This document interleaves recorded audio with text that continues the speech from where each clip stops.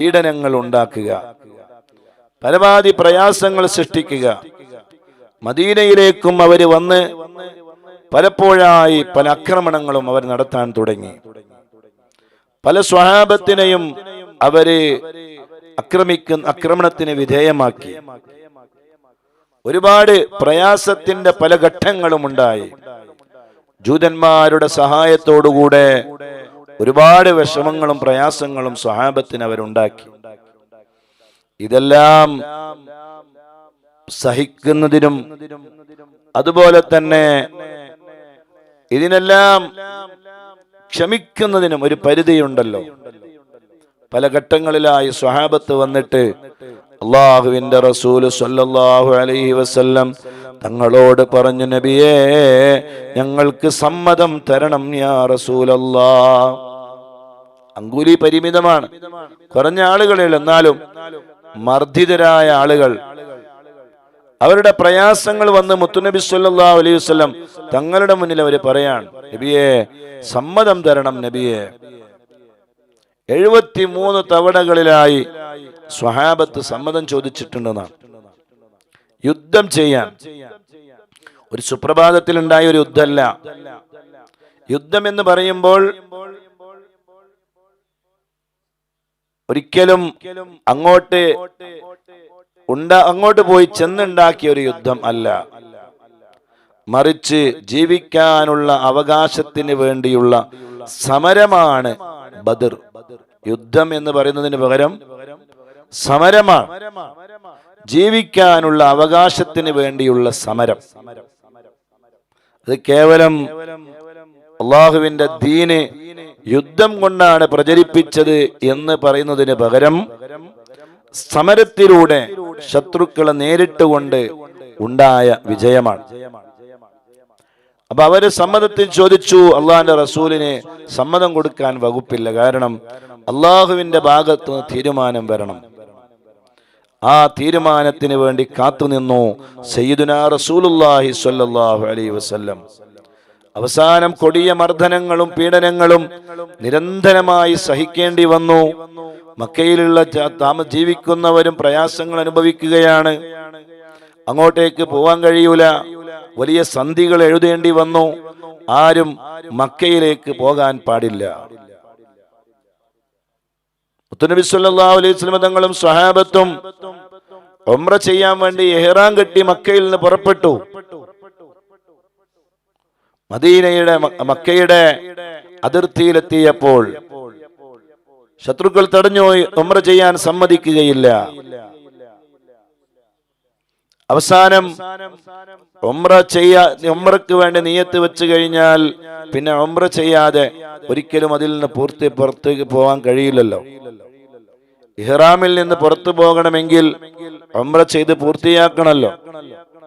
അവസാനം സന്ധിയിൽ അവർ പറഞ്ഞു, ഒരിക്കലും മക്കയിലേക്ക് പ്രവേശനം ഇല്ല, തിരിച്ചു പോകണം. എന്തു ചെയ്യും? ഉംറക്ക് വേണ്ടി ഇഹ്റാം കെട്ടിയ നിലയിലാണ് വന്നത്.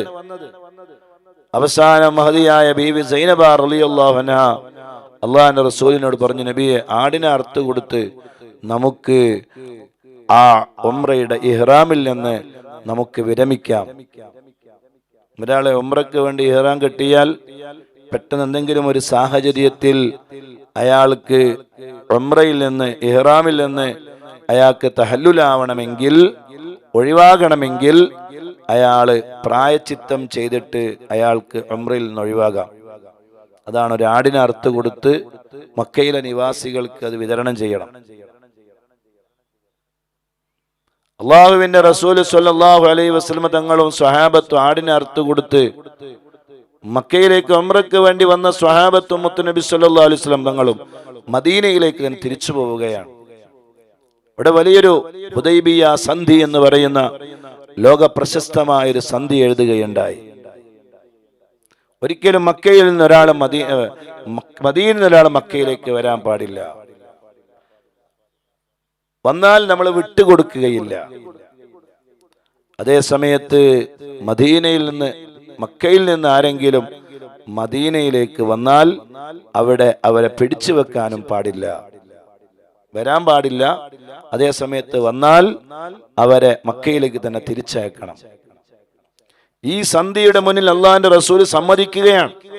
എത്രമാത്രം അങ്ങേയറ്റത്തെ വിട്ടുവീഴ്ചയാണ് സയ്യിദുനാ റസൂലുള്ളാഹി സ്വല്ലല്ലാഹു അലൈഹി വസല്ലമ തങ്ങൾ കാണിച്ചത്. ഇങ്ങനെ ഒരു സന്ധി ലോകത്തുണ്ടാവും? ഒരു സന്ധി എഴുതുമ്പോൾ രണ്ടു ഭാഗത്ത് ഈക്വൽ ആവണ്ടേ? പക്ഷേ മക്കയിൽ നിന്ന് ആര് മദീനയിലേക്ക് വന്നാലും മദീനയിൽ നിന്ന് മക്കയിലേക്ക് തിരിച്ചയക്കണം. മദീനയിൽ നിന്ന് ആര് മക്കയിലേക്ക് വന്നാലും അവരെ മക്കയിൽ നിന്ന് മദീനയിലേക്ക് തിരിച്ചയക്കൂല. ഈ ഉപാധിയുടെ മുന്നിൽ അംഗീകരിക്കുകയാണ് സയ്യിദുനാ റസൂലുള്ളാഹി സ്വല്ലല്ലാഹു അലൈഹി വസല്ലം. അത്രമാത്രം വിട്ടുവീഴ്ച ചെയ്തു, ചെയ്യേണ്ടതെല്ലാം ചെയ്തു. പക്ഷേ പിന്നീടും ആക്രമണങ്ങളും പ്രയാസങ്ങളും നീണ്ടുപോയ ഘട്ടത്തിലാണ് മുത്തുനബി സല്ലല്ലാഹു അലൈഹി വസല്ലം തങ്ങൾ അല്ലാഹുവിന്റെ സമ്മതത്തിന് വേണ്ടി കാത്തു നിൽക്കുന്നത്. ഉദിന ലില്ലദീന യുഖാതലൂന ബിഅന്നഹും ളുലിമൂ. അല്ലാഹുവിന്റെ സമ്മതം വരികയാണ്. ഉദിന ലില്ലദീന യുഖാതലൂന ബിഅന്നഹും ളുലിമൂ. മർദിതരായ പീഡിതരായ ആളുകൾക്ക് അല്ലാഹുവിന്റെ സമ്മതം വരികയാണ്. യുദ്ധം ചെയ്യാനുള്ള സമ്മതം ലഭിക്കുകയാണ്. അന്ന് മദീന ഒരു പെരുന്നാളായിരുന്നു. ഒരുപാട് തവണ 73ഓളം തവണ സമ്മതം ചോദിച്ചിട്ട് സമ്മതം കിട്ടാതെ അവസാനം സമ്മതം കിട്ടിയപ്പോൾ അതൊരു റമളാനിലായിരുന്നു.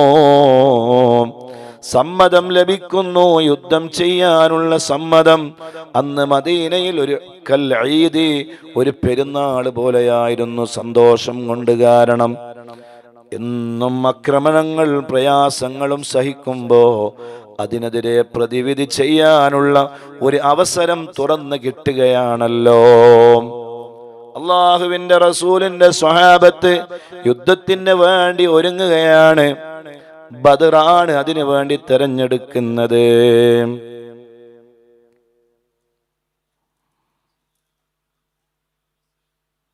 സത്യത്തിൽ ജീവിതത്തിനും സത്യത്തിന്റെയും അസത്യത്തിന്റെയും ഇടയിൽ നടന്ന ഒരു മഹായുദ്ധമാണ് ബദർ.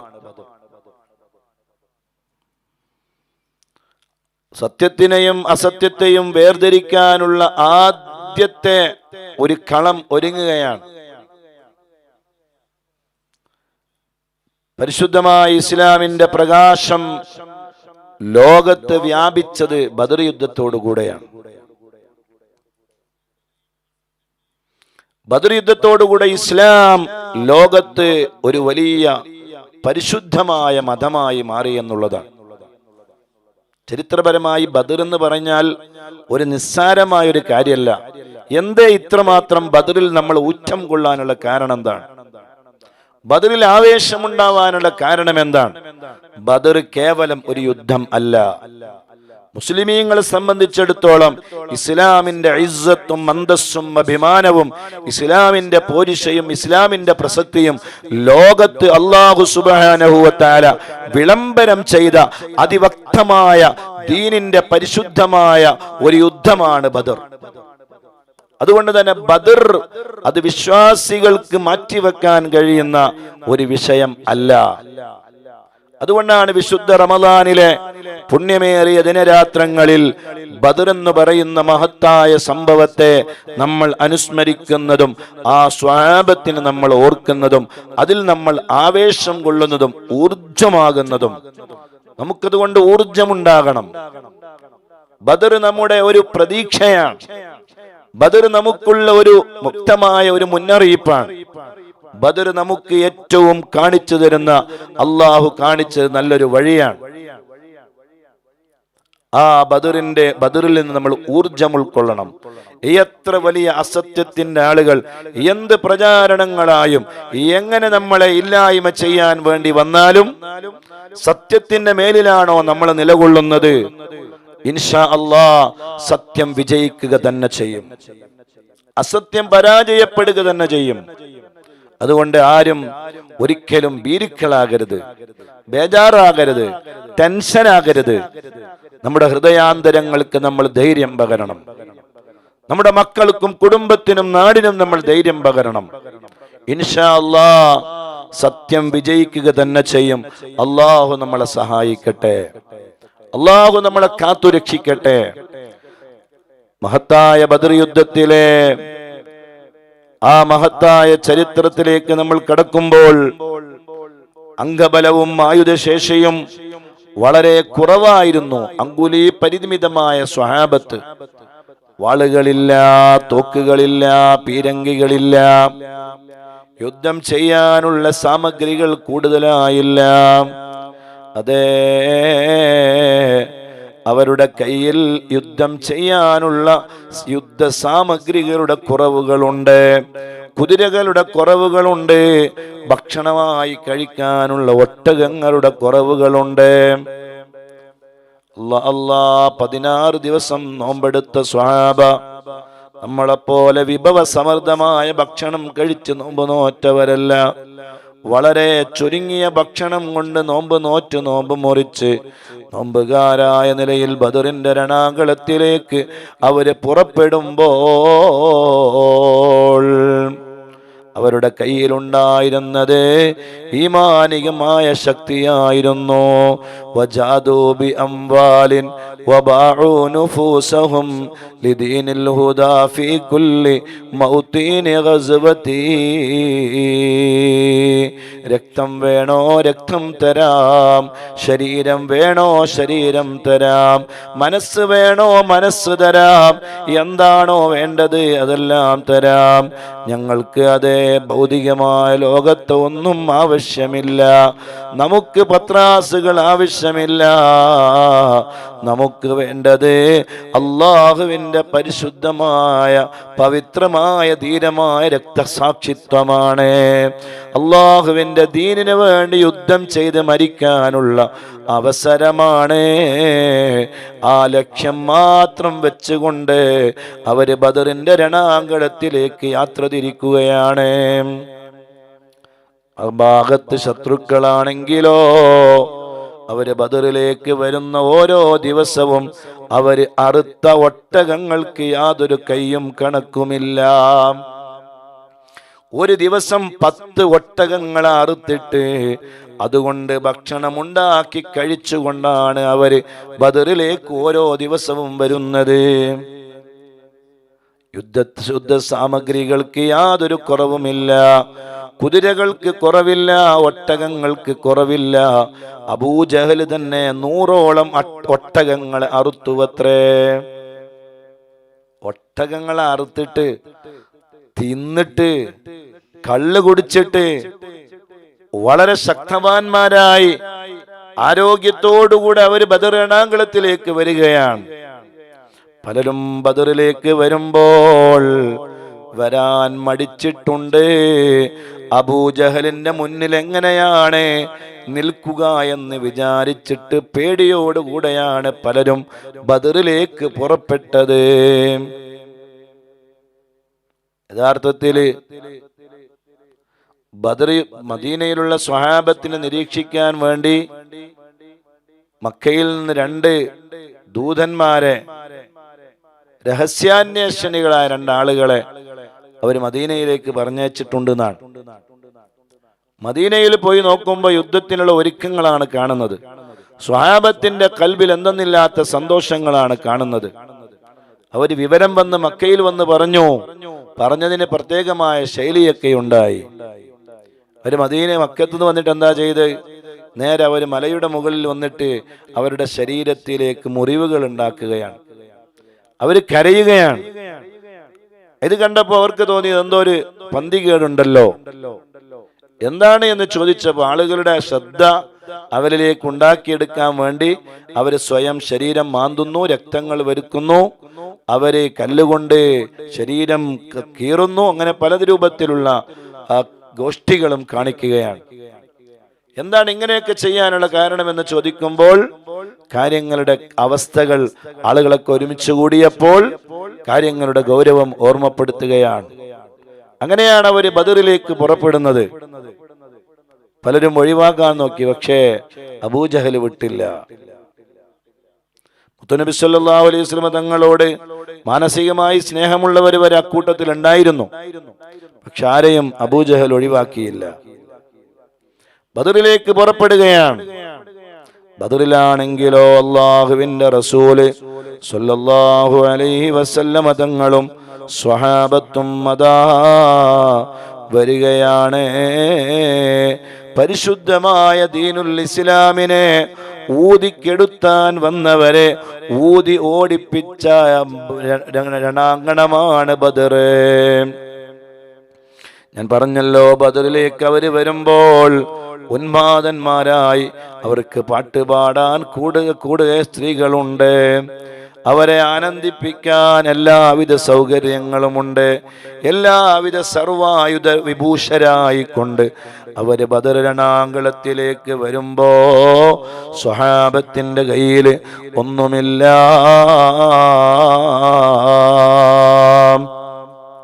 മക്കയിൽ സമ്പാദ്യങ്ങളെല്ലാം ഉപേക്ഷിച്ച് മദീനയിലേക്ക് വന്നവരല്ലയോ സ്വഹാബ. അവരുടെ കയ്യിൽ എന്തുണ്ടാവാനാണ്? അവരുടെ സമ്പത്ത് കൂടി എടുത്തിട്ടാണ് ശത്രുക്കൾ ബദറിലേക്ക് വരുന്നത്.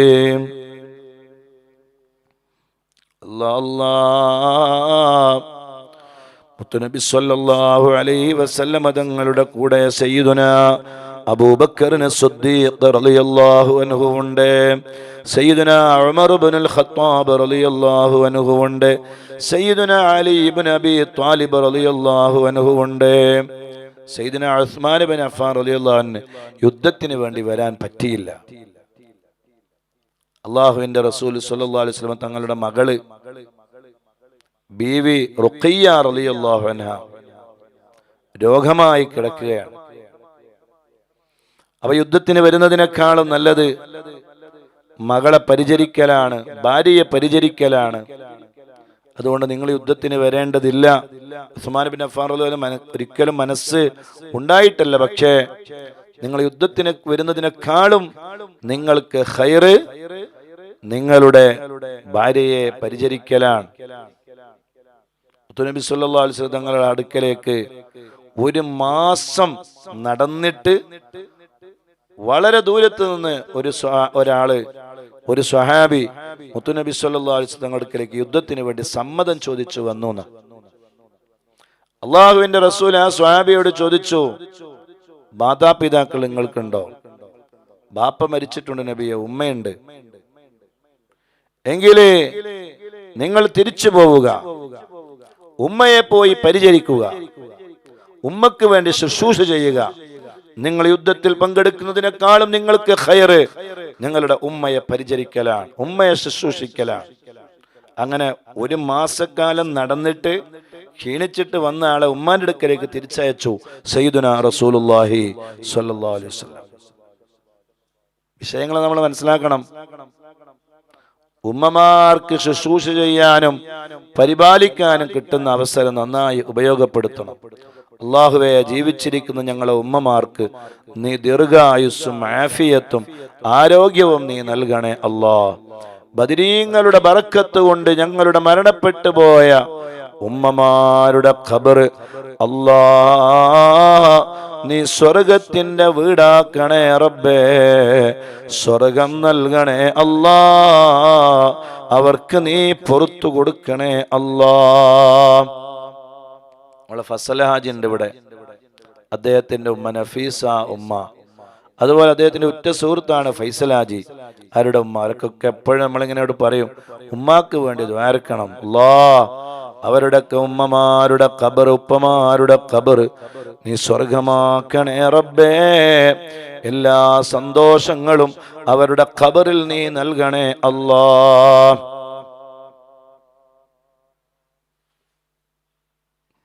നിങ്ങൾ ചിന്തിച്ചു നോക്ക്, മക്കയിൽ നിന്ന് മദീനയിലേക്ക് വരുമ്പോൾ അവരുടെ കൂട്ടത്തിൽ അബൂ സുഫിയാൻ ഉണ്ട്. പിന്നീട് അബൂ സുഫിയാൻ റളിയല്ലാഹു അൻഹു ഇസ്ലാമിലേക്ക് കടന്നു വന്നിട്ടുണ്ട്. അന്ന് ശത്രുക്കളുടെ ഭാഗത്തുള്ള പലരും പിന്നീട് അള്ളാഹുവിന്റെ ദീനിലേക്ക് കടന്നു വന്നു. മുത്തുനബി സല്ലല്ലാഹു അലൈഹി വസല്ലം തങ്ങളുടെ മകളുടെ ഭർത്താവുണ്ട് ശത്രുക്കളുടെ കൂട്ടത്തിൽ, അബുൽ ആസ് ഇബ്നു അംർ. അങ്ങനെ ഒരുപാട് ആളുകളുണ്ട്. ഞാൻ കഴിഞ്ഞ ദിവസം ഓർമ്മപ്പെടുത്തിയ മുത്തുനബി സല്ലല്ലാഹു അലൈഹി വസല്ലം തങ്ങൾ ഷേബ് അബി ത്വാലിബിന്റെ മലഞ്ചെരുവുകളിൽ താമസിക്കുമ്പോൾ അവിടത്തേക്ക് ഭക്ഷണം കൊടുക്കാൻ വേണ്ടി പോയ ആളെ അബൂജഹൽ തടഞ്ഞപ്പോൾ ആ അബൂജഹലിനെ നിഷ്ഠൂരമായി അടിച്ചു കളഞ്ഞ ആളും ആ യുദ്ധത്തിലുണ്ട്. ബദർ യുദ്ധത്തിൽ അദ്ദേഹത്തെ നിങ്ങൾ കണ്ടാൽ അദ്ദേഹത്തെ നിങ്ങൾ വധിക്കരുത് എന്ന് പ്രത്യേകമായി മുത്തുനബി സല്ലല്ലാഹു അലൈഹി വസല്ലം സ്വഹാബത്തിനോട് നിർദ്ദേശിച്ചിട്ടുണ്ടായിരുന്നു. പക്ഷെ അള്ളാഹുവിന്റെ ഖളാ അദ്ദേഹം ബദറിൽ വധിക്കപ്പെടാനായിരുന്നു.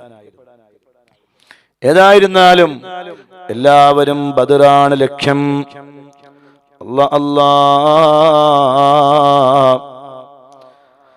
അന്വേഷണ സംഘത്തെ ഷാമിലേക്ക് അയച്ച് 10 ദിവസം കഴിഞ്ഞിട്ടാണ് സ്വഹാബത്തും മദീനയിൽ നിന്ന് ബദറിലേക്ക് പുറപ്പെടുന്നത്.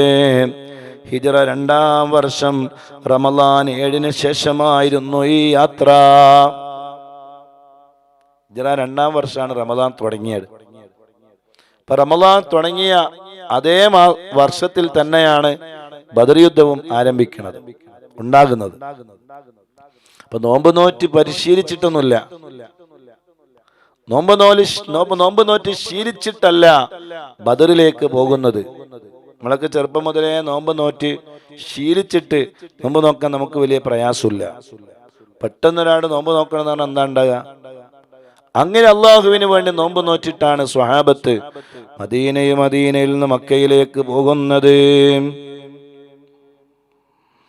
അള്ളാഹുവിന്റെ റസൂല് സ്വല്ലല്ലാഹു അലൈഹി വസല്ലം തങ്ങള് ഈ യാത്ര തിരിക്കുന്നതിന് മുമ്പ് സ്വഹാബത്തിനോട് അഭിപ്രായം ചോദിച്ചു. പ്രത്യേകിച്ച് അൻസ്വാരികളായ സ്വഹാബത്തിനോട് അള്ളാന്റെ റസൂല് പതേ സമ്മതം ചോദിച്ചു, അഭിപ്രായം ചോദിച്ചു. മഹാനായ അബ്ദുല്ലാഹ് ഇബ്നു ഉമ്മു മക്തൂം റളിയല്ലാഹു അൻഹുവിനെ ജമാഅത്ത് നിസ്കാരത്തിന്റെ ഉത്തരവാദം ഏൽപ്പിച്ചിട്ടാണ് അള്ളാഹുവിന്റെ റസൂലും സ്വഹാബത്തും മദീനയിൽ നിന്ന് ബദറിലേക്ക് പോകുന്നത്. വഴിയിൽ വെച്ചിട്ട് അൻസ്വാരിയായ അബൂ ലുബാബ റളിയല്ലാഹു അൻഹു എന്ന് പറയുന്ന സ്വഹാബിയെ മദീനയുടെ കാര്യം നോക്കാൻ വേണ്ടി തിരിച്ചയച്ചു. നിങ്ങൾ മദീനയിലേക്ക് തിരിച്ചു പോകണം, മദീനയുടെ കാര്യം ശ്രദ്ധിക്കണം. കാരണം ഇവിടെ ഇത് നടക്കുമ്പോ വേറെ വല്ലതും ഉണ്ടാവാൻ പാടില്ലല്ലോ. സ്വത്തും കുടുംബങ്ങളൊക്കെ അവിടെയാണല്ലോ ഉള്ളത്. അപ്പൊ അവിടുത്തെ കാര്യങ്ങൾ നോക്കാൻ ആളുകളെ ഏൽപ്പിച്ചിട്ട് അബൂ ലുബാബ റളിയല്ലാഹു തിരിച്ചയച്ചു. അബൂ ലുബാബ റളിയല്ലാഹു വലിയ ചരിത്രത്തിൽ പ്രസിദ്ധമായ ഒരു സ്വഹാബിയാണ്. അബൂ ലുബാബ റളിയല്ലാഹു അൻഹുവിന്റെ പേരിലാണ് പരിശുദ്ധമായ മദീനയിലെ ഒരു തൂണുണ്ട്. ആ തൂണിന്റെ പേരാണ് അബൂ ലുബാബ.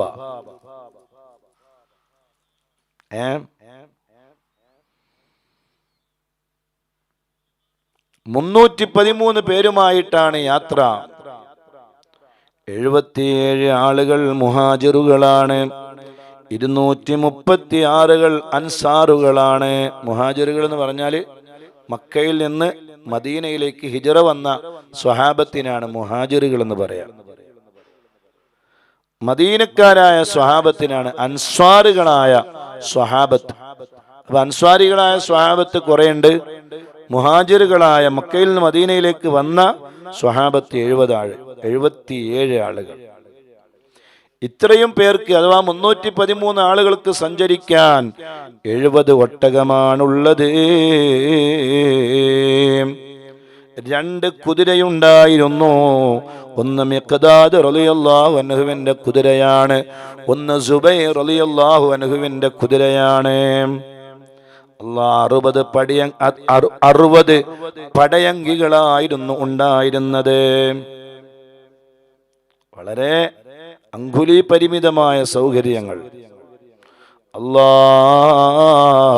മുത്തുനബി സല്ലല്ലാഹു അലൈഹി വസല്ലമ തങ്ങളുടെയും സ്വഹാബത്തിന്റെയും അടുക്കലുള്ള കുറച്ച് യുദ്ധ സാമഗ്രികള്, യുദ്ധം ഉദ്ദേശിച്ചു കൊണ്ടല്ല പോണേ. അങ്ങനെ ആരും തെറ്റിദ്ധരിക്കരുത്. യുദ്ധത്തിന് സമ്മതം കിട്ടിയിട്ടുണ്ട്, പക്ഷെ യുദ്ധം ഉദ്ദേശിച്ചു കൊണ്ടല്ല പോകുന്നത്. കാരണം യാത്രാ സംഘത്തെ തടയുക. കാരണം മദീനയിലേക്ക് ഭക്ഷണം വരുന്നില്ല.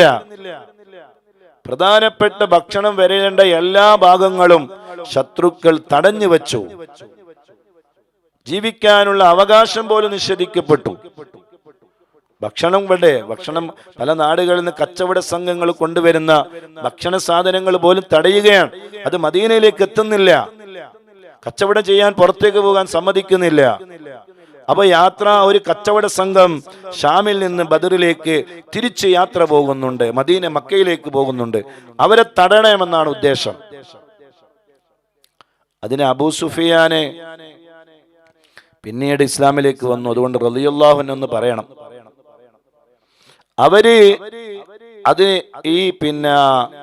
ഇതിനെക്കുറിച്ച് പഠിക്കാൻ വേണ്ടി ആളുകളെ നിശ്ചയിച്ചിട്ടുണ്ടായിരുന്നു. ബദറിൽ വന്നിട്ട് അവർ പരിശോധിച്ച സമയത്ത് ഈ ഒരാള് കാഷ്ടിച്ച കാഷ്ടം നോക്കിയാല് അതിൽ അറിയാൻ പറ്റുമോ അത്രേ അവിടെ ആള് വന്നിട്ടുണ്ടോ, ഇവിടെ ആള് പോകുന്നുണ്ടോ ഇല്ലെന്നൊക്കെ അറിയാൻ പറ്റുമെന്ന്. ഈ കാഷ്ടം പരിശോധിച്ച് നോക്കിയപ്പോൾ അതില് ഈത്തപ്പഴത്തിന്റെ കുരു കണ്ടു എന്നാണ്. അപ്പൊ ആ കുരു കണ്ടപ്പോ ആ കുരു എടുത്ത് പരിശോധിച്ചു. ഇത് പുതിയ കുരുവാണോ പഴയ കുരുവാണോ? അത് മനസ്സിലായി, പുതിയ കുരുവാണെന്ന് മനസ്സിലായി. അപ്പൊ ഇതിലൂടെ ആളുകൾ പോയിട്ടുണ്ട്, ഇവിടെ ആൾ താമസം ഉണ്ടായിട്ടുണ്ട്. അപ്പൊ അങ്ങനെ ആ മേഖലകളൊക്കെ നന്നായി പഠിച്ച് മനസ്സിലാക്കി ആ വഴിയിൽ നിന്ന് അവർ മറ്റൊരു വഴിയിലൂടെ പോകാനുള്ള ശ്രമം നടത്തുകയാണ്. അതിനെ തടഞ്ഞിട്ട് അവർക്ക് ആവശ്യമായ ഭക്ഷണം കിട്ടണം. അതിനുള്ള പുറപ്പാടാണ് സ്വഹാബത്തും മുത്തുനബി സല്ലല്ലാഹു അലൈഹി വസല്ലം തങ്ങളും സ്വഹാബത്തും. വേണ്ട ഒരുക്കങ്ങളൊന്നുമില്ല. അങ്ങനെയാണ് അവര് ബദറിലെത്തുന്നത്. വാഹനങ്ങളുടെ കുറവ് കാരണം 2-3 പേര് ഒട്ടകത്തിന്മേൽ തന്നെ യാത്ര ചെയ്തു. ഊഴമാകുമ്പോ കയറും കുറെ ആളുകള്, പിന്നെ കുറെ ആൾ ഇറങ്ങും, പിന്നെ ആളുകൾ കയറും. അങ്ങനെ അങ്ങോട്ടും ഇങ്ങോട്ടും മാറി മാറി യാത്ര ചെയ്യണമല്ലോ. ഒരുപാട് ദൂരെ യാത്ര ചെയ്യണം. നമുക്കിന്ന് ശീതീകരിച്ച കാറില് അടിച്ച് മിന്നിച്ചു പോകുമെന്ന് അറിയില്ല. അന്ന് കാറുകളില്ല, വഴികളില്ല. മലകളുടെ ഇടയിലൂടെ വളരെ ത്യാഗങ്ങൾ സഹിച്ചുകൊണ്ടുള്ള യാത്രയാണ്. അലി റളിയല്ലാഹു അൻഹു, മർസദ് ഇബ്നു അബി മർസദിൽ ഗനവി എന്നിവര് ഊഴമിട്ട് കയറിയും ഇറങ്ങിയും കൊണ്ടേയിരുന്നു. അങ്ങനെ ഒരുപാട് ഇറങ്ങും, പിന്നെയും കയറും. നബി സല്ലല്ലാഹു അലൈഹി വസല്ലമ തങ്ങൾക്ക് ഇറങ്ങേണ്ട സന്ദർഭം എത്തിയപ്പോൾ 2 പേരും പറഞ്ഞു, അലി റളിയല്ലാഹു അൻഹുവും മർസദ് റളിയല്ലാഹു അൻഹുവും പറഞ്ഞു അത്രേ, നബിയെ നിങ്ങൾ ഇറങ്ങണ്ട, നിങ്ങൾ കുതിരയിൽ തന്നെ, നിങ്ങൾ ഒട്ടകത്തിൽ തന്നെ ഇരുന്നോളൂ നബിയെ. അല്ലാ ഞങ്ങൾ ഇറങ്ങി തെളിച്ചോളുകൊള്ളാം നബിയെ. അപ്പൊ അള്ളാന്റെ റസൂൽ പറഞ്ഞല്ല, പറ്റൂല, അള്ളാഹുവിന്റെ അടുക്കൽ എനിക്കും കൂലി കിട്ടണം, അതുകൊണ്ട് ഞാൻ ഇറങ്ങുകയാണ്. സ്വഹാബത്ത് സമ്മതിച്ചില്ല നബിയെ, പറ്റൂല നബിയെ. അള്ളാന്റെ റസൂല് പറഞ്ഞു, പറ്റൂല സ്വഹാബ, എനിക്ക് അള്ളാന്റെ അടുക്കൽ നിന്ന് പ്രതിഫലം കിട്ടണം, അതുകൊണ്ട് ഞാനിതാ ഇറങ്ങുകയാണ്. സിദ്ദീഖ് റളിയല്ലാഹു അൻഹു, ഉമർ ഇബ്നുൽ ഖത്താബ് റളിയല്ലാഹു അൻഹു, അബ്ദുറഹ്മാൻ ഇബ്നു ഔഫ് റളിയല്ലാഹു അൻഹു, സെയ്ദ് ഇബ്നു ഹാരിസ് റളിയല്ലാഹു അൻഹു, അനസ് റളിയല്ലാഹു അൻഹു, അബൂ കബ്ഷ റളിയല്ലാഹു അൻഹു, സയ്യിദുനാ ഹംസത്തുൽ ഖറാർ റളിയല്ലാഹു അൻഹു എന്നിവർ ഒരേ ഒട്ടകത്തിന്മേലാണ് യാത്ര ചെയ്തത്. മാറി മാറി അവരങ്ങോട്ടും ഇങ്ങോട്ടും കയറി ഇറങ്ങിയൊക്കെ യാത്ര ചെയ്തു. സ്വഹാബത്തിന്റെ കയ്യിൽ 3 പതാകകൾ ഉണ്ടായിരുന്നു. അതൊക്കെ നമ്മളിങ്ങനെ ആ കഥകളിങ്ങനെ കേൾക്കുമ്പോൾ, ചരിത്രം കേൾക്കുമ്പോൾ അന്നത്തെ ഒരു കാലഘട്ടത്തിലേക്ക് പോകണം. എന്തായിരിക്കും അല്ലേ ആ ഒരു പോക്കിന്റെ ഒരു അവസ്ഥ? അള്ളാഹുവിന്റെ ദീനിന് വേണ്ടിയുള്ള യാത്രയാണ്. എത്രയാണ് അവരെ കഷ്ടപ്പെട്ടത്.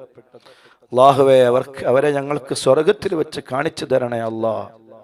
സ്വർഗത്തിൽ വെച്ച് അവരെ കാണാനും അവരുടെ കൈപിടിച്ച് ചുംബിക്കാനും ഞങ്ങൾക്ക് നീ ഭാഗ്യം നൽകണേ അല്ലാ. അള്ളാഹുവിന്റെ റസൂലിന്റെ കയ്യിൽ 3 പതാകകൾ ഉണ്ടായിരുന്നു.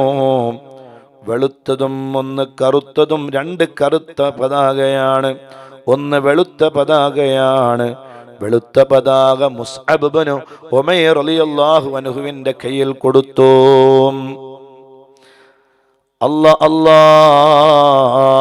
കറുത്ത പതാകകളിൽ 1 അലി റളിയല്ലാഹു അൻഹുവിന്റെ കയ്യിലാണ്. മറ്റൊരു പതാക അൻസ്വാരിയായ സ്വഹാബ മഹാനായ സഅദ് ഇബ്നു മുആദ് റളിയല്ലാഹു അൻഹു കയ്യിലേന്തി. പതാക കയ്യിൽ കിട്ടുന്നവരാണ് അതിന്റെ നേതൃത്വം എന്നാണ് അതിന്റെ അർത്ഥം. 3 ആളുകളെയാണ് അത് അല്ലാഹുവിന്റെ റസൂൽ ഏൽപ്പിച്ചത്. അല്ലാഹുവിന്റെ റസൂൽ സ്വല്ലല്ലാഹു അലൈഹി വസല്ലം തങ്ങള് യാത്രക്കിടയിൽ സ്വഹാബത്തിന് യുദ്ധത്തെ ദുആ ചെയ്തു. അല്ലാഹുവേ, എൻ്റെ സ്വഹാബ ഇവര് വസ്ത്രമില്ലാത്തവരാണ്, ഇവർക്ക് വസ്ത്രം ധരിപ്പിക്കണേ അല്ലാ. ഇവര് വിശക്കുന്നവരാണ്, എൻ്റെ സ്വഹാബത്ത് വിശക്കുന്നവരാണ്, അവരെ നീ ഭക്ഷിപ്പിക്കണേ അല്ലാ. ആ ദുആ റബ്ബ് സ്വീകരിച്ചു. വഴിയിൽ വെച്ച് അവർക്ക് ഒട്ടകങ്ങൾ ലഭിക്കുകയുണ്ടായി. വസ്ത്രമില്ലാത്തവർക്ക് വസ്ത്രം കിട്ടി, ആവശ്യമായ ഭക്ഷണം ലഭിച്ചു. അല്ലാഹുവിന്റെ റസൂലിന്റെ ദുആയാണ്.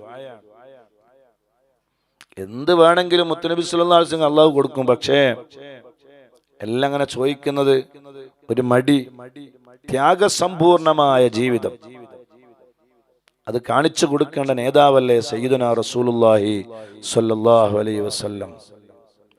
അല്ലാഹുവിന്റെ റസൂലും സ്വല്ലല്ലാഹു അലൈഹി വസല്ലം തങ്ങളും സ്വഹാബത്തും സഫറ എന്ന് പറയുന്ന സ്ഥലത്തെത്തി. അപ്പോഴാണ് വിവരം അറിയുന്നത്. ബസ്ബസ് ഇബ്നു അംറിൽ ജുഹനി റളിയല്ലാഹു അൻഹുനെയും അദീ ഇബ്നു ആബിദ് ബാഹു ജഹനി റളിയല്ലാഹു അൻഹുവിന്റെയും ബദറിന്റെ ഭാഗത്തേക്ക് പറഞ്ഞയച്ചു.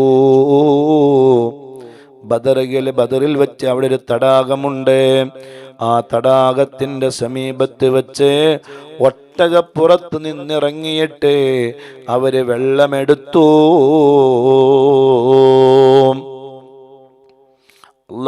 അപ്പോഴാണ് 2 സ്ത്രീകളെ സംസാരിക്കുന്നത് കേൾക്കുകയാണ്. കടം സംബന്ധിയായ കാരണങ്ങളാൽ അവർ 2 പേരും ശണ്ട കൂടുകയാണ്. ഇതിങ്ങനെ ബസ്ബസ് റളിയല്ലാഹു അൻഹുവിന്റെയും അദീ റളിയല്ലാഹു അൻഹുവിന്റെയും ശ്രദ്ധയിൽ ഇത് പെട്ട്. 2 പെണ്ണുങ്ങൾ സംസാരിക്കുമ്പോൾ അവരിങ്ങനെ ശണ്ട കൂടുകയാണ്. പൊതുവെ സ്ത്രീകൾക്ക് ഉള്ളതാണ്, എല്ലാ സ്ത്രീകളല്ല കേട്ടോ, ഇനി എന്നെ ആരും കുറ്റം പറയണ്ട. ചില സ്ത്രീകൾക്ക് അങ്ങനെ കുറച്ച് സംസാരിച്ചാൽ പിന്നെ അവരങ്ങോട്ടും ഇങ്ങോട്ടും ഇല്ലാത്തൊക്കെ വിളിച്ചു പറയും. അങ്ങനെയുണ്ട് ചില ആളുകൾ. അവരിങ്ങനെ കുറെ ഇങ്ങനെ കാര്യം സംസാരിച്ചപ്പോൾ പിന്നെ പെട്ടെന്ന് അവർക്ക് ദേഷ്യമായി. പിന്നെ ഈ ദേഷ്യം വന്നു കഴിഞ്ഞാൽ പിന്നെ വിളിച്ചു പറഞ്ഞ് യാതൊരു ലെവലും ഉണ്ടാവില്ല. അവരെന്താ പറയുന്നതെന്ന് അവർക്ക് തന്നെ അറിയില്ല. പലതും അവർ വിളിച്ചു പറയും. ഇത് പറയാൻ പറ്റാത്തതാണെന്നൊന്നും അവർ ചിന്തിക്കില്ല. അപ്പൊ ഈ മഹാനായ ബസ്ബസ് റളിയല്ലാഹു അൻഹുവും അദീ റളിയല്ലാഹു അൻഹു ഇങ്ങനെ ശ്രദ്ധിക്കുകയാണ്, ഈ പെണ്ണുങ്ങൾ എന്താ കളിക്കണേ. അപ്പൊ 2 ആളും അങ്ങോട്ട് ശണ്ട കൂടുകയാണ്. ശണ്ട കൂടുമ്പോ അവർ സംസാരം മാറി, ശൈലി മാറി. അപ്പൊ ഒരാളോട് മറ്റൊരാളോട് പറയാണ്, നീ ഇങ്ങനെ വലിയ ആളായിട്ട് നിന്നോ, ഇപ്പൊ വരും അവര്, നീ കാത്തു നിന്നോ, ഞമ്മക്ക് ഇനി എന്ത് വേണമെങ്കിലും ആവാം, ഒരു ടീം വരുന്നുണ്ട്. അപ്പൊ ഇങ്ങനെ ശ്രദ്ധിക്കുകയാണ് ഇവര്, ആരാണ്, എന്താ ഈ വിഷയം എന്താ. അപ്പോൾ അവർക്ക് മനസ്സിലായി 2 ദിവസം കൊണ്ട് അവര് വരുന്നുണ്ട്. ഒരു സംഘം വരുന്നുണ്ട്. ആ സംഘം വന്നാല് എൻ്റെ കയ്യിൽ ക്യാഷ് വരും. അപ്പൊ നിന്റെ കടം ഞാൻ വീട്ടിൽ തരാം, നീ ക്ഷമിക്കുന്നൊക്കെയാണ് ഈ മറ്റേ പെണ്ണിനോട് പറയണേ. ഇവർക്ക് കിട്ടേണ്ട എന്താണ്, ഒരു സംഘം വരുന്നതിനെ കുറിച്ചുള്ള സൂചന കിട്ടണം. അപ്പൊ ഇപ്പൊ കിട്ടിയ 2 ദിവസം കൊണ്ട് എത്തും. അവ ഏകദേശം ഇതാണ് പണ്ട് കാലങ്ങളിൽ നമ്മളെ കാലത്തുള്ള മൊബൈല് സംവിധാനങ്ങളൊന്നും ഇല്ലല്ലോ.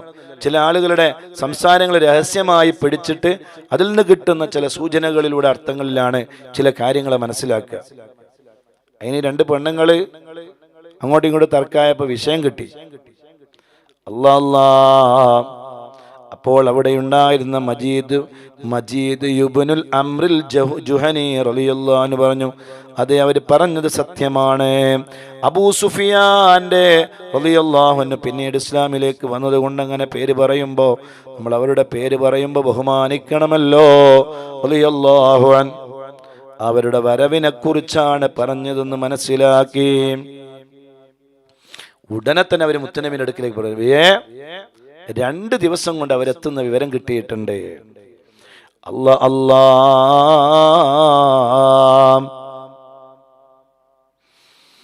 അള്ളാഹുവിന്റെ റസൂലും സ്വല്ലല്ലാഹു അലൈഹി വസല്ലമ തങ്ങളും യാത്രയിൽ 1-2 ദിവസം നോമ്പനുഷ്ഠിച്ചു. ചില സ്വഹാബത്ത് നോമ്പ് ഒഴിവാക്കാൻ വേണ്ടി സ്വഹാബത്തിനോട് അള്ളാഹുവിന്റെ റസൂലിൻ കൽപ്പനയുണ്ടായി. നോമ്പ് നോക്കാൻ പാടില്ല. പക്ഷെ ചില സ്വഹാബത്തിന് നോമ്പ് ഒഴിവാക്കാനൊരു മടി. അവസാനം മുത്തുനബിയുടെ ശക്തമായ കൽപ്പന വന്നു, നോമ്പ് നോക്കാൻ പാടില്ല. അങ്ങനെ നോമ്പ് നോൽക്കാതെ അവർ പിന്നീട് ഖളാ വീട്ടിയാൽ മതി, യുദ്ധത്തിലാണല്ലോ. അപ്പൊ കൽപ്പന ശക്തമായപ്പോ അവർ നോമ്പ് ഒഴിവാക്കി. പിന്നീട് കുടുംബത്തിലേക്ക് മടങ്ങും വരെ ആരും നോമ്പ് നോക്കിയിരുന്നില്ല. നോമ്പ് നോക്കൊരു യുദ്ധം 2 ഒന്നിച്ച് നടക്കൂലല്ലോ. കാരണം രാവിലെ മുതൽ വൈകുന്നേരം വരെ പട്ടിണി കിടന്നിട്ട് എങ്ങനെയാ യുദ്ധം ചെയ്യാം? അപ്പൊ തിരിച്ചു നാട്ടിലേക്ക് എത്തുന്നത് വരെ നോമ്പ് നോൽക്കരുത് എന്ന് മുത്തു റസൂലുള്ളാഹിന്റെ പ്രത്യേകം കൽപ്പന ഉണ്ടായിരുന്നു. മുത്തുനബി സല്ലല്ലാഹു അലൈഹി വസല്ലമ തങ്ങളും സ്വഹാബത്തും നോമ്പ് ഉപേക്ഷിച്ചു. നോമ്പ് ശരീരത്തെ ക്ഷീണിച്ചാൽ യുദ്ധരംഗത്ത് മുന്നേറാൻ പ്രയാസമായിരിക്കും. അതുകൊണ്ട് ആ സമയത്ത്, യുദ്ധസമയത്ത് നോമ്പ് ഉപേക്ഷിക്കലാണ് ഉത്തമം. അത് കിതാബുകളിൽ മഹാന്മാർ രേഖപ്പെടുത്തി വച്ചിട്ടുണ്ട്. ഏതായിരുന്നാലും സമയത്രയായി? 3 മണി കഴിഞ്ഞു. ഇൻഷാ അല്ലാഹ് അബൂ സുഫിയാൻ ഭയത്തോടുകൂടെയാണ് ഷാമിൽ നിന്ന് സംഘത്തെയുമായി മക്കയിലേക്ക് വരുന്നത്. പേടിയുണ്ട്. എന്താ ഉണ്ടാകുക? വഴിയിൽ വെച്ച് ഉപദ്രവിക്കപ്പെടുവോ, പിടികൂടപ്പെടുവോ? എല്ലാം പേടിച്ചുകൊണ്ടാണ് വരുന്നത്. അങ്ങനെയാണ് അബൂ സുഫിയാനും സംഘത്തിൻ്റെയും പേടി ഞങ്ങളെ മുത്തുനബിയും സ്വഹാബത്തും ആക്രമിക്കുമോ എന്നുള്ളതായിരുന്നു. ആക്രമിക്കാനല്ലല്ലോ പുറപ്പെടുന്നത്, കച്ചവട സംഘത്തെ പിടികൂടുക, തടഞ്ഞു വെക്കുക, എന്നിട്ട് അവർക്ക് ആവശ്യമായ സാധനം എടുക്കുക. ജീവിക്കാനുള്ള അവകാശത്തിന് വേണ്ടിയാണ്. കാരണം ഇവരൊക്കെ ഈ കച്ചവടം ചെയ്യുന്ന ആരെ സ്വത്ത് കൊണ്ടാണ്? മുസ്ലിമീങ്ങളെ സ്വത്ത് കൊണ്ടാണ്, വെറുതെ അല്ല. മക്കത്ത് മദീനത്തേക്ക് വരുമ്പോ മക്കത്ത് ഉപേക്ഷിച്ച സ്വത്തുക്കൾ മുഴുവനും എടുത്തിട്ടാണ്, അത് അപഹരിച്ചിട്ടാണ്, ആ പണവുമായിട്ട് ഷാമിലേക്ക് പോയിട്ടാണ് കച്ചവടം ചെയ്യണത്. അങ്ങനെ കച്ചവടം ചെയ്തിട്ട് ആ സമ്പത്തുമായിട്ടാണ് ഷാമിൽ നിന്ന് മക്കയിലേക്ക് തിരിച്ചു പോകണത്. അപ്പം സഹാബത്തിന് കൂടി അവകാശപ്പെട്ട സ്വത്താണത്. അതുകൊണ്ട് പിടിച്ചെടുക്കുന്നതിന് കുഴപ്പമില്ല. വേറെ ആൾ സ്വത്ത് പിടിച്ചെടുക്കാൻ പറ്റുമെന്ന് ചിന്തിക്കേണ്ടതില്ല. അവിടെ ജീവിക്കാനുള്ള അവകാശം, അവരുടെ സ്വത്ത് അപഹരിച്ചിട്ട് അതുകൊണ്ടുണ്ടാക്കിയ പണം കൊണ്ടാണ്, അതുകൊണ്ടാണ് സാധനം വാങ്ങിച്ച ഒരു നാട്ടിലേക്ക് തിരിച്ചു പോണത്. പിന്നെ അത് നമുക്ക് എടുത്താൽ എന്താ? അത് കൈവശപ്പെടുത്തിയാൽ എന്താ? അതിൽ യാതൊരു തെറ്റുമില്ല.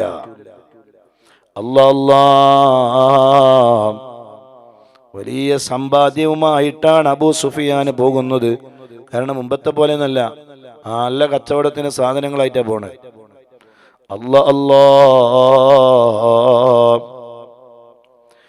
ബദറിന്റെ സമീപത്തെത്തിയപ്പോൾ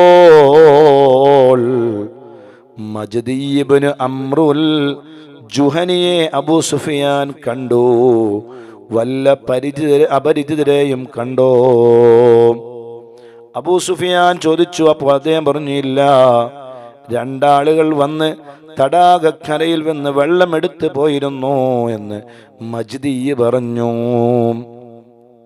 അപ്പൊ അബൂ സുഫിയാൻ വലിയ ബേജാറായി. ഒട്ടകപ്പുറത്തിറങ്ങി. അതാണ് ഞാൻ നേരത്തെ പറഞ്ഞത്, ഒട്ടകത്തിന്റെ കാഷ്ടം കണ്ടു. അതിൽ നിന്ന് ചികഞ്ഞു നോക്കിയപ്പോൾ കാരക്കയുടെ കുരുകിട്ടി. അത് പരിശോധിച്ചിട്ട് അബൂ സുഫിയാൻ പറഞ്ഞു, ഇത് മദീനയുടെ കാരക്കയാണ്. ഇത് മദീനയിലെ കാരക്കയാണ്. ഈത്തപ്പഴത്തിന്റെ കുരു കണ്ടിട്ട് അവർക്ക് മനസ്സിലായി എന്താ കഴിവല്ലേ. അല്ലാ മദീനയിൽ നിന്ന് മുസ്ലിങ്ങൾ നേരിടാൻ വരുന്നുണ്ടെന്ന വിവരം അറിഞ്ഞ ഉടനെ അബൂ സുഫിയാൻ മക്കയിലേക്ക് ആളുകൾ അയച്ചു. അങ്ങനെയാണ് മക്കയിൽ നിന്ന് ആളുകൾ വരുന്നത്. ചരിത്രം വളരെ നീണ്ടതാണ്. അപ്പോഴാണ് ഒരു സ്വപ്നത്തിന്റെ വാർത്ത കേൾക്കുന്നത്. എന്താണ് സ്വപ്നത്തിന്റെ വാർത്ത? മുത്തുനബി സല്ലല്ലാഹു അലൈഹി വസല്ലം തങ്ങളുടെ പിതാവിന്റെ സഹോദരി ആത്തിക്ക ബിൻത് അബ്ദുൽ മുത്തലിബ് അവരൊരു സ്വപ്നം കണ്ട്, വലിയൊരു സ്വപ്നം. എന്താണ് സ്വപ്നം? ഒരു അപകട സൂചനയാണ്. ആ സ്വപ്നം കണ്ട വിവരം അവര് മഹാനായ അബ്ബാസ് റളിയല്ലാഹു അൻഹു മുത്തുനബി സല്ലല്ലാഹു അലൈഹി വസല്ലം തങ്ങളുടെ എളാപ്പ അവരോട് പോയി വിവരം പറഞ്ഞു. അപ്പൊ ആത്തിക്ക റളിയല്ലാഹു അൻഹയോട് അബ്ബാസ് റളിയല്ലാഹു അൻഹു പറഞ്ഞു, അന്ന് അവർ ഇസ്ലാമിലേക്ക് വന്നിട്ടില്ല, വിവരം ആരോടും പറയണ്ട. യഥാർത്ഥത്തിൽ അബ്ബാസ് റളിയല്ലാഹു അൻഹു ബദർ യുദ്ധത്തിൽ പങ്കെടുത്തിട്ടില്ലല്ലോ, അന്ന് ശത്രുക്കളുടെ ഭാഗത്തായിരുന്നു. പിന്നീട് സയ്യിദുനാ അബ്ബാസ് റളിയല്ലാഹു അൻഹു ഇസ്ലാമിലേക്ക് വന്നു. മുത്തുനബി സല്ലല്ലാഹു അലൈഹി വസല്ലം തങ്ങൾ വഫാത്തായപ്പോൾ അവിടുത്തെ ജനാസയുടെ കർമ്മങ്ങളെല്ലാം നേതൃത്വം കൊടുത്തത് സയ്യിദുനാ അബ്ബാസ് റളിയല്ലാഹു അൻഹുവാണ്. അതുകൊണ്ടാണ് സയ്യിദുനാ ഹംസത്തുൽ കറാർ റളിയല്ലാഹു അൻഹുവിനെ പറയുമ്പോൾ അവരുടെ കൂടെ സയ്യിദുനാ അബ്ബാസ് റളിയല്ലാഹു അൻഹുവിനെ പറയാൻ. ഏതായിരുന്നാലും ആരോടും വിഷയം പറയരുത്, രഹസ്യമാക്കി വെക്കണം. അല്ലാ ആത്തിക്ക ബീവി കണ്ട സ്വപ്നം എന്താണ്? ഒരാൾ ഒട്ടകപ്പുറത്ത് വന്ന് മക്കാമിനാകൾക്കിടയില് ഉച്ചത്തിൽ വിളിച്ചു പറയുന്നു, മക്കയിൽ വെച്ചും അതേ കിഴക്ക് ഭാഗത്തുള്ള അബൂ ഖബീസ് 3 ദിവസത്തിനകം നിങ്ങൾ പരാജിതരായി പതിക്കുന്ന സ്ഥലത്തേക്ക് പുറപ്പെടുന്നില്ലേ? നിങ്ങള് പരാജിതരായി മടങ്ങുന്ന സ്ഥലത്തേക്ക് 3 ദിവസത്തിനകം പുറപ്പെടുന്നില്ലേ? ഇതാണ് ഇങ്ങനെ കാണുന്നത്. ഇത് കേട്ടപ്പോ കുറെ ആളുകൾ അദ്ദേഹത്തിന് ചുറ്റും കൂടി. അല്ലാ പിന്നീട് മലമുകളിൽ നിന്ന് പാറക്കഷ്ണം താഴേക്കിട്ടു. ആ പാറക്കഷ്ണം താഴേക്കിട്ടപ്പോ അതതാ പൊട്ടിത്തകരുകയാണ്. ആ പാറക്കഷ്ണത്തിന്റെ കഷ്ണങ്ങള് ഓരോന്നും മക്കയിലെ എല്ലാ വീടുകളിലും പതിക്കുന്നു. എല്ലാ വീട്ടിന്റെയും മുകളിൽ ഈ പാറക്കഷ്ണം പോയി വീഴുകയാണ്. ഇത് ആത്തിക്ക ബീവി കണ്ടു. ഭയങ്കരമായൊരു സ്വപ്നല്ലേ. നിങ്ങൾ ആരും പോകുന്നില്ലേ? 3 ദിവസത്തെ ഉള്ളിൽ പോകുന്നില്ലേ? പരാജിതരാകാൻ പോകുന്ന ഒരു സ്ഥലത്തേക്ക് നിങ്ങൾ പുറപ്പെടുന്നില്ലേ എന്ന് പറഞ്ഞിട്ട് ഒരാൾ വന്നിട്ട് ഒരു കല്ലെടുത്തിട്ട് താഴേക്കിടുന്നു. ആ കല്ല് ചിന്നിച്ചിതറുന്നു. അത് പോയിട്ട് മക്കത്തെ ഓരോ വീടുകളിലേക്ക് പോയി വീഴാണ്. ഇതിങ്ങനെ ആത്തിക്ക ബീവി സ്വപ്നം കാണുകയാണ്. ഇതാണ് അബ്ബാസ് റളിയല്ലാഹു അൻഹു പറഞ്ഞത്, ഞാനൊരു സ്വപ്നം കണ്ടിട്ടുണ്ട്. അപ്പൊ അബ്ബാസ് റളിയല്ലാഹു അൻഹു ആരോടും പറയണ്ട, സ്വപ്നം കണ്ട വിഷയം ആരോടും പറയണ്ട. ഓരോ വീടിന്റെയും മുകളിൽ കല്ല് പോയി വീഴുന്ന അവസ്ഥ സ്വപ്നം കണ്ടതാണ്.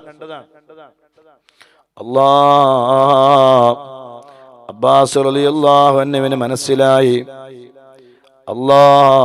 ഇത് ഖുറൈശികൾ മക്കയിൽ വരാനിരിക്കുന്ന ദുരവസ്ഥയെക്കുറിച്ചുള്ള സ്വപ്നമാണ്.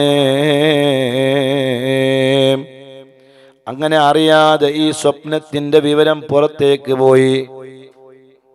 പിന്നെ പരിഹാസവുമായി ശത്രുക്കളുടെ മൂപ്പന് വന്നു, അബൂജഹൽ വന്നു. അബൂജഹലും സംഘവും ആത്തിക്ക ബീവി റളിയല്ലാഹു അൻഹയുടെ സ്വപ്നത്തെക്കുറിച്ച് ചർച്ച ചെയ്യുകയാണ്.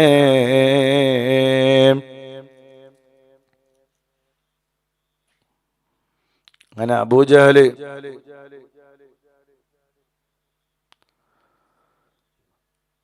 തവാഫ് കഴിഞ്ഞിട്ട് അബ്ബാസ് റളിയല്ലാഹു അൻഹുവിന്റെ ആ സംഘത്തിലേക്ക് പോയി എന്നാണ്.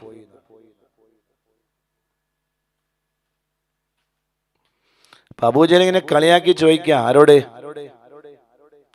അബ്ബാസ് റളിയല്ലാഹു ചോദിക്കുകയാണ്, നിങ്ങൾക്ക് എപ്പോഴാ ഒരു പെണ്ണ് പ്രവാചക വന്നത്?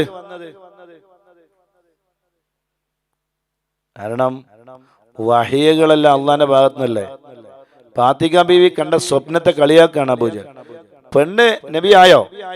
ഒരു പെണ്ണ് നബി വന്നല്ലോ ഇപ്പോ, എന്താലേ? അബ്ബാസ് അറിയാതെ എന്താ കാര്യം, എന്താ വിഷയം, എന്താ? അപ്പൊ നിങ്ങള് സഹോദരി സ്വപ്നം കണ്ടു പറഞ്ഞല്ലോ. അല്ലാ, എന്താണ് അവര് കണ്ടത്? അപ്പൊ ഈ അബ്ബാസ് ഒന്നും അറിയാത്ത മാതിരി എന്താ കണ്ടത്, എന്താ പറയും? അപ്പൊ അബൂജഹൽ പറയുകയാണ്, നിങ്ങളുടെ കൂട്ടത്തിൽ ഒരു സ്ത്രീയാണല്ലോ, ആ സ്ത്രീയാണ് ഇപ്പോ അത്ഭുതവുമായി കണ്ട സ്വപ്നത്തെ കുറിച്ച് പറയുന്നത്. അല്ലാ അല്ലാ, അത് പുലരുന്ന യാഥാർത്ഥ്യമാണോ എന്നറിയാൻ വേണ്ടി ഞങ്ങൾ 3 ദിവസം വരെ കാത്തു നിൽക്കും.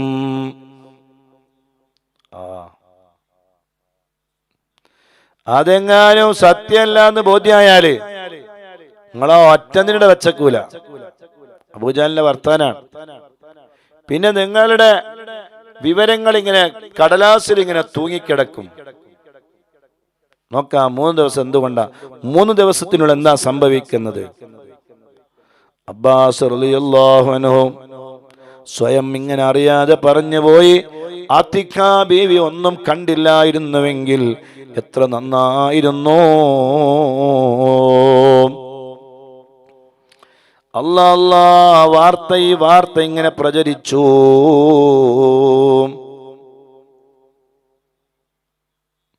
അബൂജഹൽ ഞാൻ കണ്ടാൽ കൊല്ലുമെന്ന് പലരോടും പറയുകയുണ്ടായി. സ്വപ്നവാർത്തയുടെ 3-ാമത്തെ നാള്, ഒരു ദിവസം കഴിഞ്ഞ് ഒന്നുമില്ല, 2-ാമത്തെ ദിവസം കഴിഞ്ഞ് ഒന്നുമില്ല, 3-ാമത്തെ ദിവസമായപ്പോൾ അതാ സ്വപ്നത്തിന്റെ യാഥാർത്ഥ്യത്തെ കുറിച്ചുള്ള വിവരം ലഭിക്കുകയാണ്. അല്ലാ, എല്ലാവരും ഒരു അപരിചിതരുടെ ശബ്ദം കേൾക്കുകയാണ്.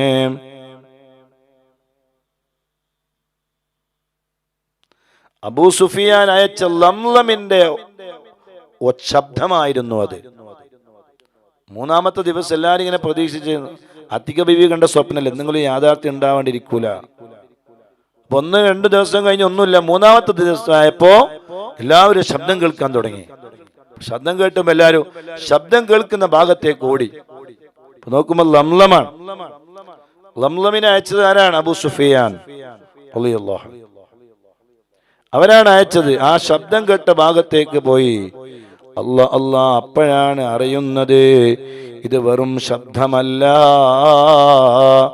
അവര് വന്നിട്ട് ശരീരം മാന്തുന്നു, കീറുന്നു, അവര് വിവരങ്ങൾ പറയുന്നു. അങ്ങനെയാണ് ഖുറൈശികൾ അതാ അബൂ സുഫിയാന്റെ സംഘത്തിലേക്ക് ആ അബൂജഹലിന്റെ നേതൃത്വത്തിൽ ആളുകളെ പറഞ്ഞയക്കുന്നത്. ചരിത്രം നീണ്ടതാണ്, ഞാൻ ചുരുക്കട്ടെ. ഞാൻ മറ്റൊരു ഘട്ടത്തിലേക്ക് കടക്കുകയാണ്. അങ്ങനെയാണതാ അവര് ബദർ രണാങ്കളത്തിലേക്ക് എത്തുന്നു.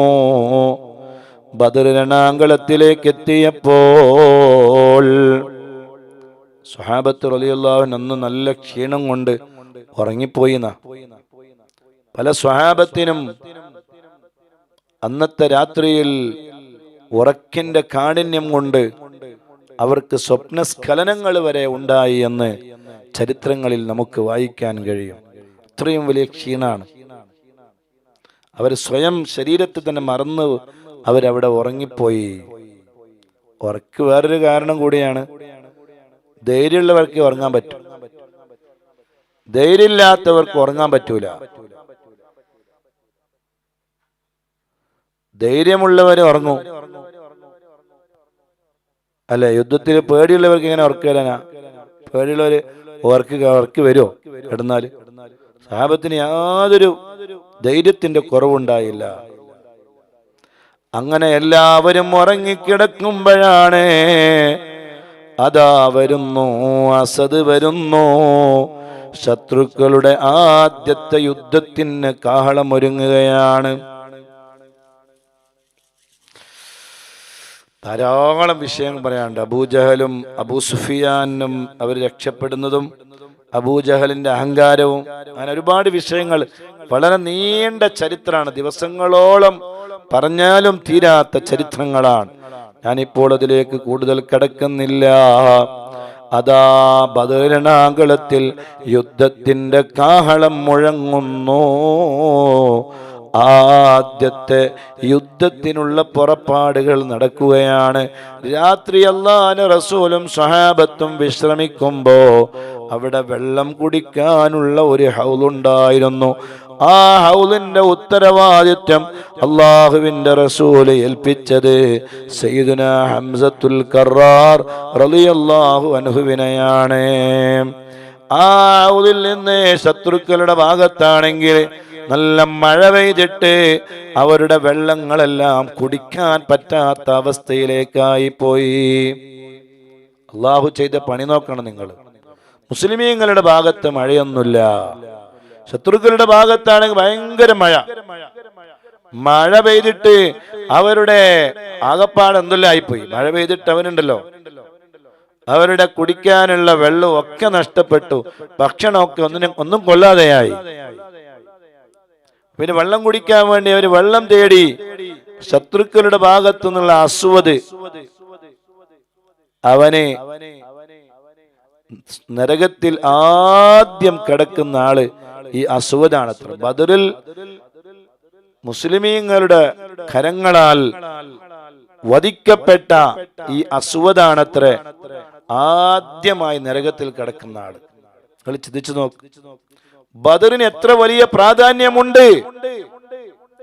ബദർ രണാങ്കളത്തിൽ മുസ്ലിമീങ്ങൾക്കെതിരെ യുദ്ധം ചെയ്യാൻ വേണ്ടി വന്ന ശത്രുക്കളിലെ അസ്വദ് എന്ന് പറയുന്ന കിങ്കരൻ, ആ കിങ്കരൻ ബദർ രണാങ്കളത്തിൽ വെച്ച് ആദ്യമായി കൊല്ലപ്പെടുന്നു, ആദ്യമായി വധിക്കപ്പെടുന്നു. ആ വധിക്കപ്പെട്ട അസ്വദ് നരകത്തിൽ കിടക്കുന്ന നമ്പർ 1 മെമ്പർ, ഒന്നാമത്തെ മെമ്പർ. നമ്മൾ ചിന്തിച്ചു നോക്ക്, ബദറിന് എത്ര വലിയ പ്രാധാന്യമുണ്ട്, എത്ര വലിയ പ്രാധാന്യത്വ. എത്ര ആളുകള് അതിനു മുമ്പ് എത്ര ആളുകളുണ്ട് നരകത്തിൽ കിടക്കേണ്ട ആളുകള്. എന്താ ഈ അസ്വദിനെ മാത്രം തിരഞ്ഞെടുത്തു? അതാണ് ബദർ. ബദറിന്റെ പ്രത്യേകത അതാണ്. ബദറിന് അള്ളാഹു വലിയ പ്രാധാന്യമാണ് കൊടുത്തത്. ആ അസ്വദ് വരുന്ന സമയത്ത് സയ്യിദുനാ ഹംസത്തുൽ കറാർ റളിയല്ലാഹു അൻഹു ആ ദൗത്യം ഏറ്റെടുക്കുകയാണ്. വമ്പുറ്റ ഹംസ റളിയല്ലാഹു ചാടി ടൊമ്പിയ സവദ് മാറടാ ബല്ലൽ നബി മഹമൂദർ ഹൗലീനെ വെള്ളം കുടിക്കുന്നോനാരടാ. വമ്പുറ്റ ഹംസ റളിയല്ലാഹു ചാടി ടെമ്പിയ സവദിൽ മാറടാ ബല്ലൽ നബി മഹമൂദർ ഹൗലീനെ വെള്ളം കുടിക്കുന്നോനാരടാ. അംബർ ഷഫീഉള്ള കാവല് വെച്ചുള്ള സംബരമിൽ വന്ന് ചേരടാ. ഖൈറുൽ വറാം നബിയാർ കൂളത്തീന്ന് ധൈര്യമുണ്ടെങ്കിൽ കോരടാ. വമ്പുറ്റ ഹംസ റളിയല്ലാഹു ചാടി ടെമ്പിയ സവദിൽ മാറടാ ബല്ലൽ നബി മഹമൂദർ ഹൗലീനെ വെള്ളം കുടിക്കുന്നോനാരടാ. അംബർ ഷഫീഉള്ള കാവല് വെച്ചുള്ള സംബരമിൽ വന്ന് ചേരടാ. ഖൈറുൽ വറാം നബി യാർ കൂളത്തീന്ന് ധൈര്യമുണ്ടെങ്കിൽ കോരടാ. വമ്പന്മാരുണ്ടെങ്കിൽ ഞാനൊന്ന് കാണട്ടെ വന്ന് ബലത്തോടെ വെള്ളം കൂടിച്ചാട്ടെ, തുമ്പിക്ക് മാമാദം പൊട്ടിയുളമട്ടെ. കുറിയ വാക്കിനെ കേട്ട് വേളിപ്പെട്ട് സംസാരിക സരിക പമകാരി ശ്രീകാരി മാകാരിക തതും ദം ദം ദിം ദിം ദിം ദിം ദിം ദിം ദിം ദിം ഗണച്ചെങ്കുങ്കള അങ്കറുകൾ താളം താരികീട ജനുദഗതിമികളും കൊണ്ടാനേ. വമ്പുറ്റ ഹംസാറ അല്ലാ ചാടി ടെമ്പിയ സേവതിൽ മാറടാ. ബല്ലൽ നബി മഹമൂദർ ഹൗലീന്ന് വെള്ളം കുടിക്കുന്നോനാരടാ. അംബർ ഷഫിയുള്ള കാവലെ വെച്ചുള്ള സംബരമിൽ വന്ന് ചേരടാ. ഖൈറുൽ വറാം നബിയാർ കൂളത്തീന്ന് ധൈര്യമുണ്ടെങ്കിൽ കോരേടാ. വമ്പന്മാരുണ്ടെങ്കിൽ ഞാനൊന്ന് കാണട്ടെ, വന്ന് ബലത്തോടെ വെള്ളം കൂടിച്ചാട്ടെ, തുമ്പിക്ക് മാമാദം പൊട്ടിയുളമട്ടെ.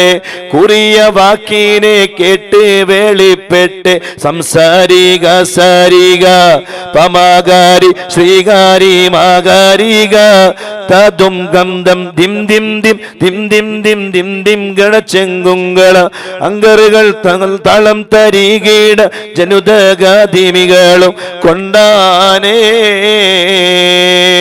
വമ്പുറ്റ ഹംസ റളിയല്ലാ ചാടി ടെമ്പിയ സേവതിൽ മാറടാ.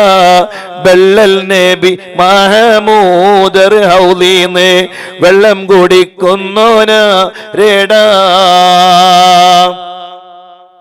മാഷാ അല്ലാഹ്. ഈ പാട്ടിങ്ങനെ കേൾക്കുമ്പോ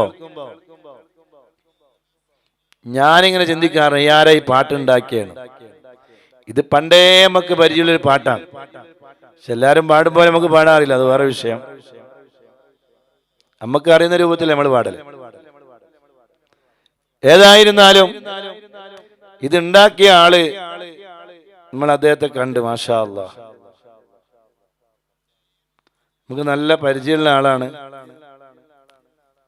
ഉപരി നമ്മളെ മർക്കസ് സാദിയ സിറാജുൽ ഹുദ മഅദിനി എല്ലാ സ്ഥാപനങ്ങളിലും സ്കൗട്ടും മറ്റു കാര്യങ്ങളൊക്കെ പഠിപ്പിക്കുന്ന ആളാണ്.